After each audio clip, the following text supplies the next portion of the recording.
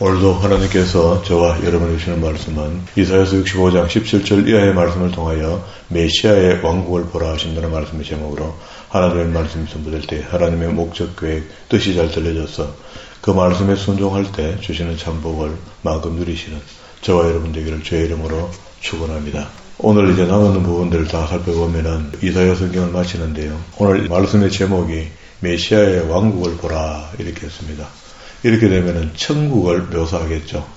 여기도 새하늘 가셨 땅 이렇게 했고 우리가 지금 생각하는 그 새하늘 가셨 그야말로 주님께서 준비하신 천국을 말씀하신 것 맞거든요. 마지막 7번째 나팔이 불고 난 뒤에 그러면 새하늘 가셨 땅이라고 하는 이 일이 우리에게 다가오면서 세상 모든 것이 다 바뀌고 그곳에 우리가 천년을 계시록을 보면은 20장에 보면은 천년이 시작되어서 천년을 주님과 함께 다 살고 그리고 난 뒤에 천국에 들어간다. 아니면은 주님께서 처음 십자가에 지실 때 초림 때 오셔서 재림 때까지 이 전체를 천년이라는 어떤 숫자의 개념 속에 넣어놓고 한 시대가 지나가는 것을 지켜보고 있었다. 기다렸다. 해서 이제 천국에 우리는 들어가야 된다. 라는 설이 있습니다. 그러면 이걸 보고 전철연설, 후철연설 이런 설을 이야기하거든요. 그럼 우리가 지금 주님이 재림이 있고 난 뒤에 심판이 있고 그럼 우리는 어떻게 되느냐. 천년을 그때부터 허니문 여행을 할 것인가 해도 괜찮고 만약에 또 어떤 사람의 해석을 보면은 주님 십자가에 지시는 그날 순간, 그 순간 죽음을 이기는 순간에 햇뱀용 마귀 사단을 발로 밟은 것으로 인정하고 제압됐다는 거죠. 그래서 이 땅에 이미 천년이 시작됐다. 그리고 난 뒤에 진짜 주님이 오시면은 우리는 천국으로 바로 간다.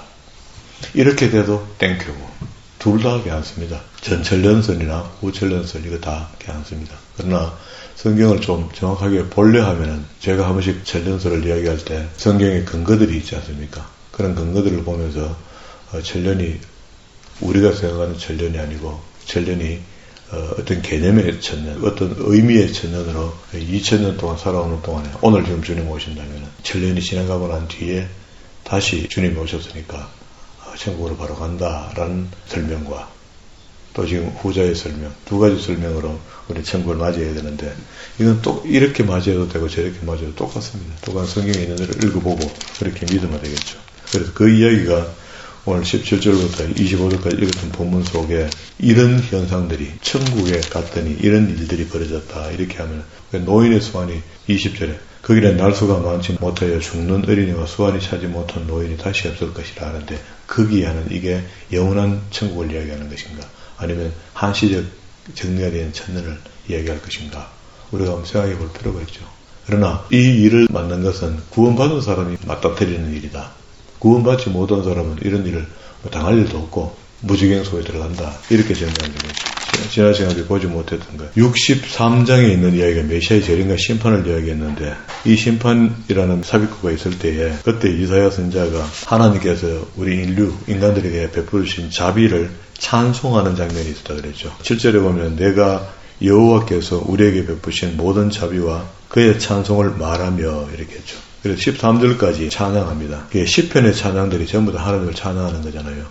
우리도 매일 기도할 때 달라 하는 거 기도보다는 우리가 이때까지 살아오는 동안에 오늘 내가 이런 어려움에 봉착할 동안에 하나님께서 내게 얼마나 큰 은혜를 베푸셨는가 하는 것을 기억하고 오히려 하나님을 찬양한다면 내가 하나님께 쫄아붙이면서 뭘 도와달라고 하는 이 답답함이 오히려 회복되기가 빠를 것이다.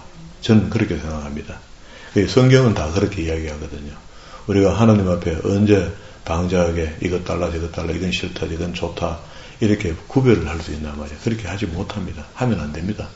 그런데 우리는 예수 그리스도의 이름으로 온갖 것을 다 하는 거라. 그래서 예수 그리스도 이름 안에서 그리스도의 피로 구원을 받았으니까 예의도 좀 필요하고요. 범절도 좀 필요하고 그러니까 세상 범죄를 이야기하는 게 아니고 성경 안에 있는 예의와 범죄 이런 것들을 좀 지킬 필요가 있지 않는가. 그런데 이제 우리 한국교회에서는 무조건 하고 주님의 이름으로 나가면 다 해결된다. 이렇게 이제 일방적으로 가르쳐 나가더니 우리가 그렇게 하는 것도 잘못된 건 아닙니다. 또 그렇게 간곡히 구하면 또 될 수 있겠죠. 그러나 하나님의 말씀을 공부하고 성경을 배우고 하나님을 바로 만났다면은 하나님의 마음을 알 거 아닙니까? 내게 예매되는 하나님의 뜻, 하나님의 마음, 스스로 전능하시지만 안 하시는 것, 이런 것들을 우리가 이해해야 되거든요. 뭐 내가 든 거 뭐 복 한 팍 줘갖고 막 세상을 지배할 만큼 큰 돈을 주면 안 좋겠습니까? 주면 좋은데 그 주면 우리 타락합니까? 반드시 타락합니다. 그래서 안 주시는 거라. 그러면 땡큐죠. 없는 게 땡큐죠. 있는 건 지옥 가니까. 15절부터는 이제 이사야가 기도를 하는데요. 주여 하늘에서 굽이 살피시며 주의 거룩하고 영화로운 처소에서 보옵소서. 주의 열성과 주의 능하신 행동이 이제 어디 있습니까? 16절 후미에 여호와여 주는 우리 아버지시라 구속자라 하셨거늘 하면서 하나님이 전능하시니까 우리를 구속하는 거 맞죠? 17절 후미에도 원컨대 주의 종들 곧 주의 기업인 지파들을 위하여 돌아오시옵소서. 주의 기업 이렇게 하면은 이스라엘로 이야기한다면 12지파의 기업을 이야기하는 것이고요. 그게 모형으로 보여준 거죠. 가나안 땅을 허락한 거죠. 18절 중간에 우리의 원수가 성소를 유린했다. 이것도 이제 과거서를 이야기하는 것이고요. 19절도 우리는 주의 다스림을 받지 못하는 자 같으며 주의 이름으로 일컬음을 받지 못하는 자 같이 되었나이다. 64장 1절 원컨대 주는 하늘을 가르시고 강림하시고 주 앞에서 산들이 진동하기를.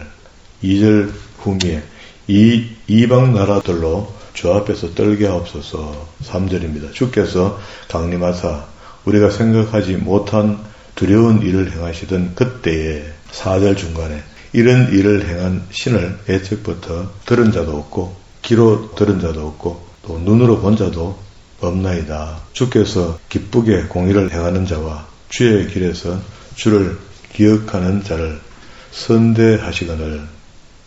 선대하신다는 게 하나님이 우리를 선대했다면 심판 때 왔을 때 선대하면은 용서가 되는 거잖아요.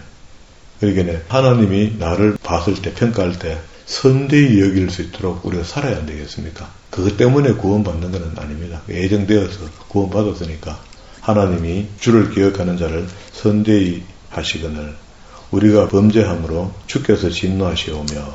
그러니까 우리가 잘못 살면 잘 살면 이런 겁니다. 그죠? 6절에도 무릇 우리는 다 부정한 자 같아서 우리의 의는 다 더러운 옷 같으며 우리는 다 잎사귀같이 시들음으로 무리의 제약이 바람같이 우리를 몰아가나이다. 마치 나무에 낙엽이 가을이 되면 떨어지는 것처럼 이렇게 묘사를 그렇게 했습니다. 우리가 인생이 길지 않습니다. 그죠? 7절 주의 이름을 부르는 자가 없으며 스스로 분발하여 주를 붙잡는 자가 없사오니. 8절에도 그러나 여호와께서 이제 주는 우리 아버지이시니이다. 우리는 진흙이요 주는 토기장이시니. 이게 우리가 진흙이고 아버지 하나님이 토기장인 것을 하나님께 에레미야 그 비유를 보여주잖아요. 보여주면서 토기장이는 그러면 여기는 언유가 어떻게 된 겁니까? 하나님이잖아요. 그럼 흙은 누굽니까? 우리잖아요. 그래서 우리가 흙의 자세에서 있어야 되지 흙이 토기장의 자세가 되어 있으면 안 된다는 거라. 뭐 만들려고 합니까? 이거 만들어 주이소. 이거 만들어 있어. 이거 하이소. 뭐 이렇게 이야기하면 안 맞다는 거야. 이게 주 뜻대로 하옵소서 하는 것이 흙의 자세다. 9절에 여호와여 너무 분노하지 마시오며 죄악을 영원히 기억하지 마옵소서. 10절에 주의 거룩한 성읍들이 광야가 되었으니 시온이 광야가 되었으며 예루살렘이 황폐하였나이다. 이것도 역시 후기설입니다. 11절 우리 조상들이 주를 찬송하던 우리의 거룩하고 아름다운 성전이 불탔으며 아직까지 불탄 적이 없는데 불탄 것으로. 그러니까 이것도 과거 후기설. 우리가 즐거워하던 곳이 다 황폐해졌다. 자, 이렇게 이제 12절까지 하나님께 간구를 드렸더니 하나님이 응답하시는 게 65장 1절입니다. 나는 나를 구하지 아니하던 자에게 물음을 받았으며 나를 찾지 아니하던 자에게 찾아냄이 되었으며 내 이름을 부르지 아니하던 나라에 내가 여기 있노라. 내가 여기 있노라. 이렇게 하였다는 겁니다. 응답했다는 이야기죠. 내가 종일 손을 펴서 자기 생각을 따라 옳지 않는 길을 걸어가는 패역한 백성을 돌아오라. 그러게 이제 하나님은 천년을 하루같이 지금도 돌아오라. 예수님이 오셔도 탕자의 비유를 설명한 것처럼 그렇게 이야기했는데 안 돌아온다는 거예요. 마태복음 23장에 한번 보고 봅시다. 마태복음 뒤에 그렇게 하셨다는 것을 예수님이 오셔서 이렇게 설명을 하거든요. 23장 37절 같은 부분. 에루살렘아 선자들을 죽이고 내게 파송된 자들을 돌로 치는 자여, 암탉이 그 새끼를 날개 아래 모은 것 같이. 이것도 비유죠. 내가 내 자녀를 모으려고 한 일이 몇 번이냐. 수없이 했다. 헤아릴 수 없을 만큼 돌아오라 계속 돌아오라. 그러나 너희가 원하지 아니하였도다. 보라, 너희 집이 황폐하여 버려진 바가 되리니 내가 너희에게 이르노니 이제부터 너희는 찬송하리로다. 주의 이름으로 오시는 이어 할 때까지 나를 보지 못하리라 하고, 주님이 오셔서 공생애를 끝내고 이제 마지막 재림 심판으로만 우리 눈에 보이도록 오시겠다. 그리고 그전에 이제 보지 못한다는 겁니다. 성육신에서 와 있는 나를 보고도 믿지 못했는데 어떻게 믿겠냐. 나는 이제 간다. 가고 난 뒤에 재림으로 올 때까지 나를 만나지 못한다. 그러나 우리를 위하여 보혜사 성령을 보내주신 거죠. 그래서 우리가 성령의 시대에 살면서 성령의 케어를 지금 받고 있는 겁니다. 그러면 이제 그 하나님이니까 옛날에 구약의 하나님이 이걸 이사야 성경을 통해서 계속 돌아오라 불렀다는 겁니다. 불렀는데 예수님께서 표현을 암탉이 병아리를 자기 품에 안으려고 찾는 것처럼 그런 의미로 설명하면서 이야기했는데 그래도 안 돌아왔다는 거예요. 우리는 이제 이런 성경을 읽으면은 하나님께 돌아간다는 이야기인데, 그러면 우리가 하나님 십자가 예배 때 붙어가 있으면 됩니까? 그렇게 하는 게 아니고 하나님의 뜻을 헤아리고 배우고 이해해서 그렇게 살려고 매진하는 겁니다. 매진. 세상의 방법보다 하나님의 방법으로 살아야 되겠다 하고, 내가 거룩한 너희도 거룩하라. 성경을 배운 사람은 그런 것들이 남거든요. 그렇게 거룩한 성도의 삶을 살아가는 겁니다. 구원받았으니까. 3절에 곧 동산에서 제사하며 벽돌 위에서 분향하며 내 앞에서 항상 내 노를 일으켰다. 우리는 하는 짓이 전부 다 이렇다는 겁니다. 교회에서 예배한다고 했는데 그것도 우상숭배 같은 예배, 변질된 예배를 드리고 있다. 그러면 그건 문제 있는 겁니다. 일평생 변질된 예배의 참석자가 되었으면서 어떻게 마지막 날 구원받으려 합니까? 예정되었더라도 말야. 정신 차리고 돌아봐야 되는데 그게 잘못된 예배를 떠가지고 우리가 얼마나 많이 드렸나. 지금 우리가 교회에서 드리는 예배도 드리는 예배지만 신약 성경의 예배에 대한 표현을 로마서 12장에서 한번 읽어봅시다. 12장을 한번 가봅시다. 지금 우리가 드려지는 예배도 비유해서 이야기하려는 건 아니고 성경적 예배는 하나님의 말씀을 풀이하고 설명해 주는 것, 이게 신령한 예배거든요. 영적 예배거든. 그러면은 한 주간의 삶을 살고 안식일날 돌아온 주의 백성들에게 한 주간 살은 게 그게 정말 말씀대로 사는 거 맞냐? 그래가 아니거든. 회개하고 다시 다음 주부터는 이 말씀대로 살아라 하면서 말씀을 가르쳐 주는 시간이거든요. 하나님의 말씀을 대언해 주는 시간이다. 예언의 말씀을. 그러면서 로마서 12장 1절에는 하나님이 원하시는 예배는 이런 거다 하고 설명합니다. 그러므로 형제들아, 내가 하나님의 모든 자비하심으로 너희를 권하노니 너희 몸을 하나님이 기뻐하시는 거룩한 산 제물을 드리라. 이는 너희가 드릴 영적 예배니라. 이게 요한복음 6장 63절에 보면은 신령과 진정으로 이렇게 하겠죠. 진리로 하는 말이거든요. 그것도 말씀으로 예배하라 그런 말입니다. 영이 깨어있다면 하나님의 말씀이 선포되는 것을 사모할 수밖에 없도록 되어 있습니다. 영이 꺼져 있는 사람은 말씀을 듣기 싫어하겠죠. 예배가 지루하고 예배가 힘들어지면은요, 영이 잠자고 있다 보면 돼요. 그렇게 영을 깨워야 된다고. 사실 그렇게 깨우려면 자기가 말씀을 통해서 각성해도 좋지만 그렇게 심각하게 자고 있으면 금식해야 되는 거죠.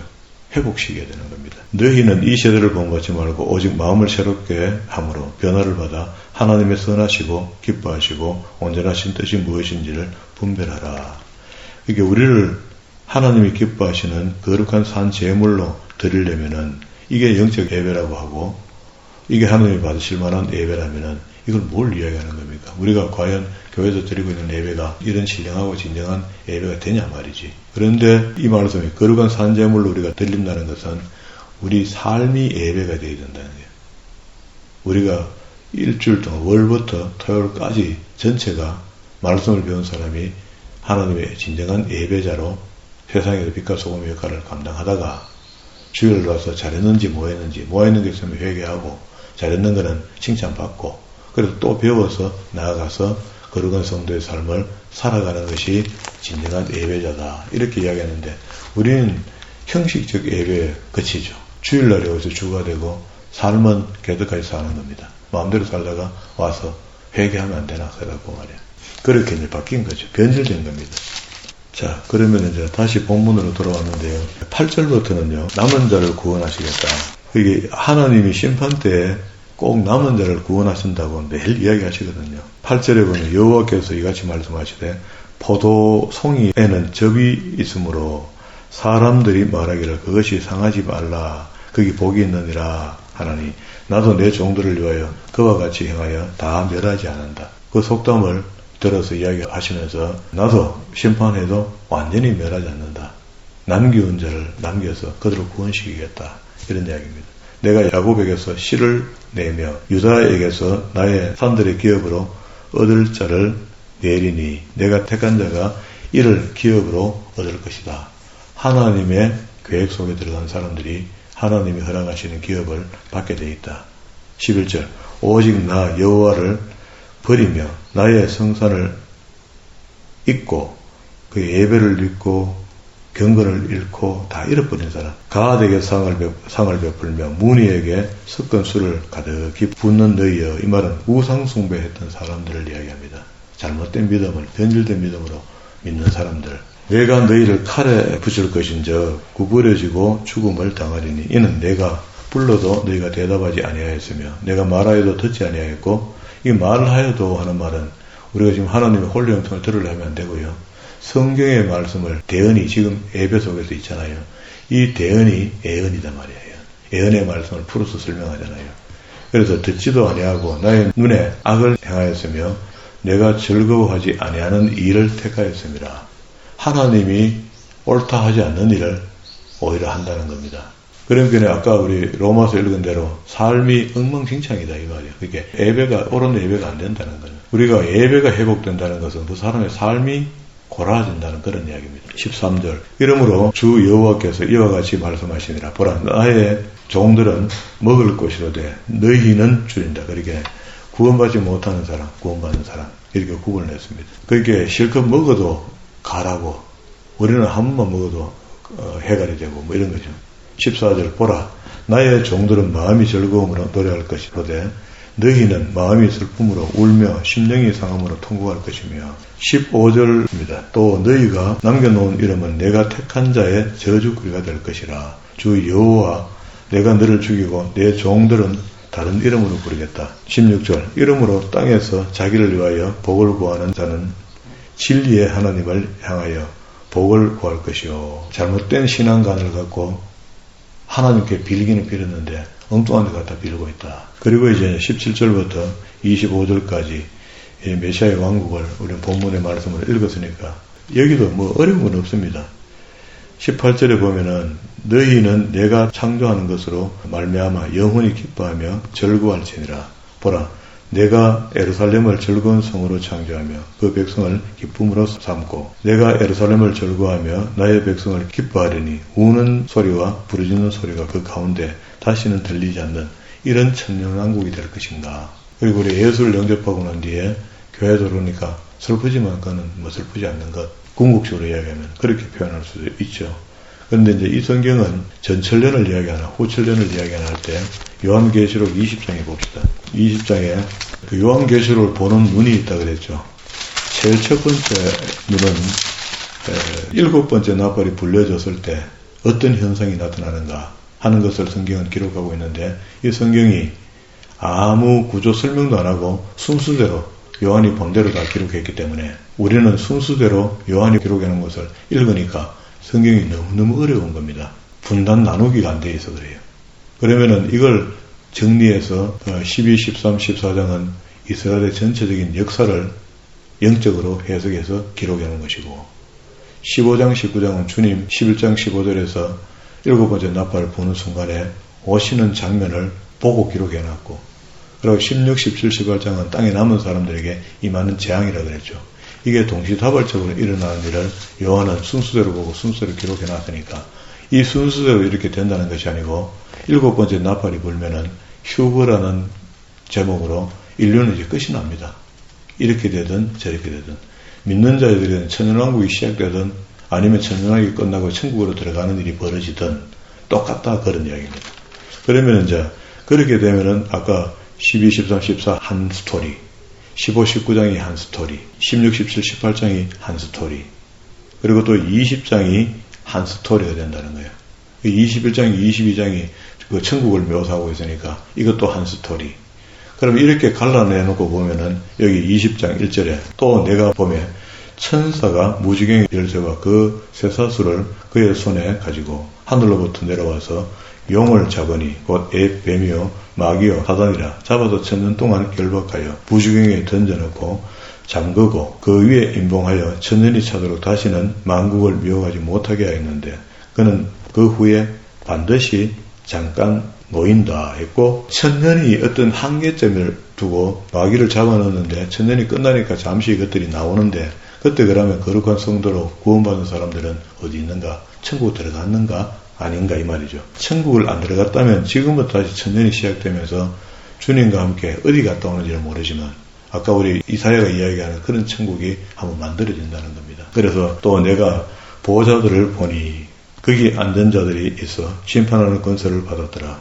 또 내가 보니 예수님의 증거와 함께 하나님의 말씀 때문에 목배임을 당한 자들의 영혼들과 또 짐승들과 그 우상에게 경배하지 아니하고 그들의 이마와 손에 그 표를 받지 아니한 요거는 이제 666인을 이야기하는 겁니다. 그리스도와 더불어 천년 동안 왕노릇한다. 이 천년 동안 왕노릇하고 난 뒤에 진짜 그야말로 주님께서 준비하신 시한가시아 땅에 있는 천국에 간다와 그러지 않고 이미 십자가에 죽으실 때부터 재림 때까지를 그 숫자 1000으로 보는 것이 아니고 포괄적으로 천년이라는 그 세월 속에 긴 세월 속에 포함시켰다.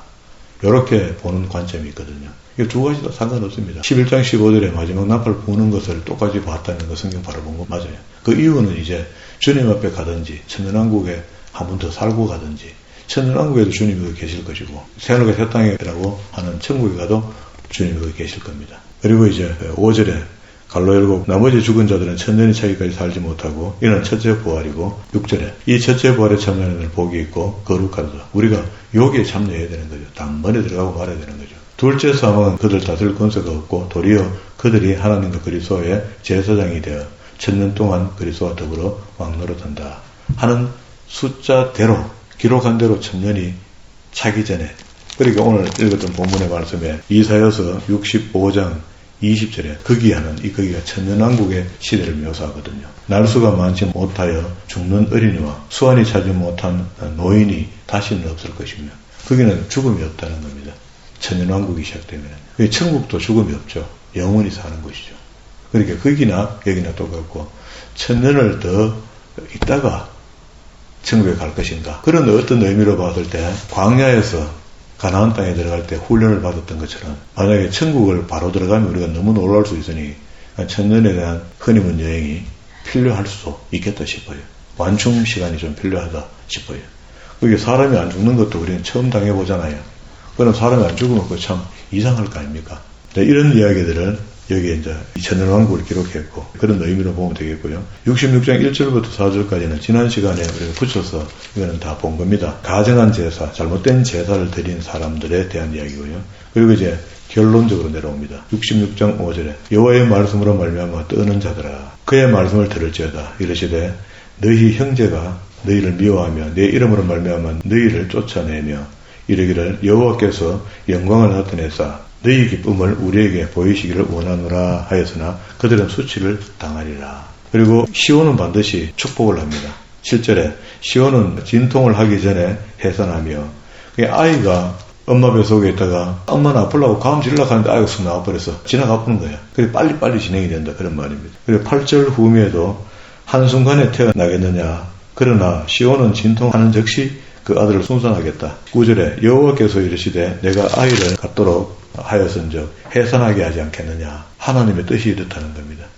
10절에도 예루살렘을 사랑하는 자들이여 10절 후미에 그 성의 기쁨으로 말미암아 그 성과 함께 기뻐하리라. 11절 후미에 넉넉히 뺀 것같이 그 영광의 풍성함으로 말미암아 즐거워하게 되고 12절 여호와께서 이와 같이 말씀하시되 보라 내가 그에게 평강을 강같이 흘러넘치게 하겠다. 13절 어머니가 자식을 유라한 같이 내가 너희를 유라할 것인즉 너희가 예루살렘에서 위로를 받게 된다. 이게 이제 참 위로가 되겠죠. 그리고 이제 선인들은 시온에서 이렇게 복을 받는데 악인들은 어떻게 되는가? 15절 보라 여호와께서 불을 둘러싸여 강림하시리니 그의 수레들은 해오리 바람 같으리로다. 그가 혁혁한 위세로 노여움을 나타내며 맹렬한 화염으로 책망할 것이고 육신이 죽으면 그들이 다시 죽은 육신과 영이 살아서 무지개로 내려간다. 16절에 여호와의 불과 칼로 모든 혈육의 심판을 베푸신즉 여호와께서 죽음을 당할 자가 많다. 주님 흰말 타고 오실 때 그때 많은 사람들이 죽는다. 스스로 거룩하게 구별하여 스스로 정결하게 하고 동산에 들어가서 그 가운데 있는 자를 따라 돼지고기와 가정한 물건과 쥐를 먹는 자가 다 함께 망하게 된다. 이리 피해도 안 되고 저리 피해도 안 된다. 그리고 18절부터 마지막 절까지는 세계 열방을 구원하신다 합니다. 주님 오시는 날 세계 열방이 다 구원되겠죠. 18절 내가 그들의 행위와 사상을 아노라. 때가 이르면 문나라와 언어가 다른 민족들을 모으리니 그들이 와서 나의 영광을 볼 것이며 내가 그들 가운데서 징조를 세워서 19절 후입니다. 중간에 나의 명성을 듣지 못하고 나의 영광을 보지 못하는 먼 섬들로 보내리니 그들이 나의 영광을 문 나라에게 전파하리라. 이게 이제 복음이 안 전해지는 곳이 싹 다 전해지고 먼 곳에 사는 사람들까지도 다 하나님을 알고 따라온다. 20절 나 여호와가 말하노라. 2절 후미에 형제를 문 나라에서 나의 성산 예루살렘으로 말과 수레와 교자와 노새와 낙타와 태우다가 여호와께 예물을 드릴 것이요. 21절 나는 그 가운데 택하여 제사장과 레위인을 삼게 되고 그러면 다시 한번 뭐가 회복된다 그런 이야기입니다. 이 이야기는 이스라엘의 회복을 이렇게 하게 될 것이다 하고 그게 예루살렘 성전이 있는 그곳에 그 주변의 사람들에게만 알려지는 하나님이 아니고 온 원방에 있는 섬나라 모든 사람들이 다 알게 된다. 22절 내가 지을 새 하늘과 새 땅이 내 앞에 항상 있는 것 같이 주님께서 승천하실 때 내가 천국을 준비하겠다는데 그 천국이 천년왕국 시대가 지나고 난 뒤에 가야 될 것인가 아니면 그게 전천년설 후천년설 이렇게 얘기하는 겁니다. 그런데 시하늘과 새 땅을 내가 항상 있는 것 같이 너희 자손과 너희 이름이 항상 있으리라. 우리의 여호와의 말이니라. 23절 여호와가 말하노라 매일 초하루와 매일 안식일에 모든 혈육이 내 앞에 나와 예배한다. 우리도 지금 예배하는데 예배가 아니라 죽은 예배가 되면 곤란하다. 그죠?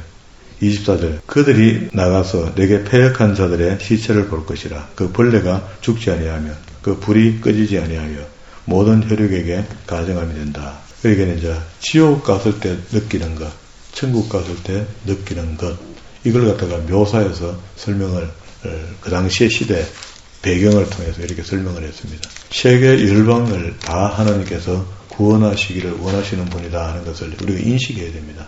믿는 자 우리끼리만 구원받아야 되겠다 이렇게 하면 안 되고요. 마지막 날 되면은요 세상에 흩어져서 하나님의 남겨온 예정된 사람들은 다 하나님께서 불러들인다 그런 의미가 되겠죠. 그러면은 우리가 100% 다 선교하지 못해도 언젠가 때가 올 수가 있습니다. 그죠? 그때 오시겠다니 그때를 우리가 가늠하니 그렇지 그때는 아무도 모른다 했습니다. 일찍 오셔도 우리가 말 못하고 늦게 오셔도 말 못하는데 우리 기준이 아니다. 그래서 그걸 보고 카이로스와 크리로스 우리의 24시간 시간표냐 하나님의 무한대의 시간이냐 우리가 하나님의 시간표에 맞춰야 되지 우리가 살고 있는 24시간에 인식하고 있는 시간에 맞춰서는 안 된다는 겁니다. 그래서 주께서 천년이 하루 같고 하루가 천년이 같다 이렇게 했으니까 이 일을 기다리는 것을 지워하면 안 됩니다. 당연히 주님께서 곧 오실 것이고 우리가 만약에 오시기 전에 죽어도 주님 오시는 날에는 부활체로 주님을 만나게 돼 있다. 그러니까 우리가 오늘 죽기까지 우리 인생이 끝날 때까지 최선을 다하여 하나님의 관계가 회복이 되어 있어야 된다. 그리고 회개할 것이 없는 사람으로 깨끗함으로 자기를 잘 다스려서 근데 그게 참 묘하잖아요. 내만 잘 돼도 대도 안 하고 말이야. 참 애매하죠. 애매한데 그걸 찾아서 믿는 것이 믿음이다 말이야. 믿음 생활을 말로만 믿음 생활 이렇게 하지 말고 성경적 믿음을 잘 찾아서 올바른 믿음 있는 사람으로 살면은 아브라함같이 됩니다. 이삭같이 됩니다. 세상 사람들이 날 보고 당신 믿는 하나님 나도 믿겠다. 우리 전도 이게 오리지널 전도거든요. 이런 전도자가 되어 살아가시는 저와 여러분 되기를 주의 이름으로